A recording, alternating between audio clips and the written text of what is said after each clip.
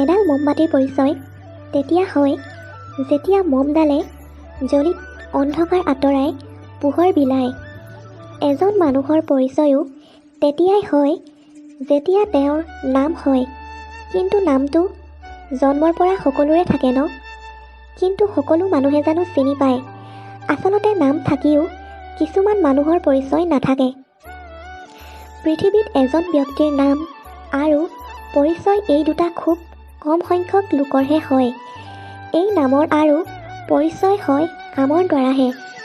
আমি নিশ্চয় জানো যে যিজনে জীয়াই থকা দিনকেইটাত ভাল কাম কৰি যায় তেওঁৰ নাম ইতিহাসৰ কোনোবাখিনিত খোদিত হৈ ৰৈ যায়। আৰু নাম এনেদৰে পৰিচয় কৰিব লাগে যাতে আপুনি আন 10 জনৰ বাবে আদৰ্শ হ'ব পাৰে।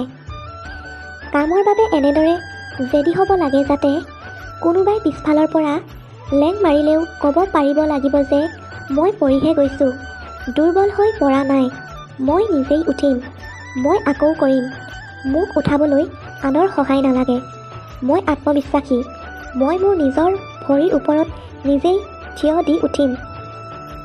এটা সূৰ্য, এটা চন্দ্ৰ বুলি ক'লে নামেই যথেষ্ট।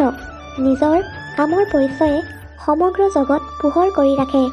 কিন্তু তেনেদৰে আপোনাৰ নাম জানিবলৈ আপোনাৰ কামৰ পৰিচয় যথেষ্ট হ'ব লাগিব। না টকা লাগে, না মহান ব্যক্তি লাগে, কিন্তু নিজৰ দমেৰে গঢ়া এটা পৰিচয় লাগে। হ'ব পাৰে সময় কম, কিন্তু সফলতাৰ ৰাস্তা দীঘল। সেই ৰাস্তাৰে যদি আপুনি একাগ্ৰতা, অদম্য সাহস, ধৈৰ্য আৰু ভাগৰক নেওচা দি গৈ থাকে তেন্তে নিশ্চিতভাৱে আপুনি আপোনাৰ লক্ষ্যত উপনীত হোৱাৰ লগতে আপোনাৰ সেই সপোনবোৰেও বাস্তৱ ৰূপ পাব।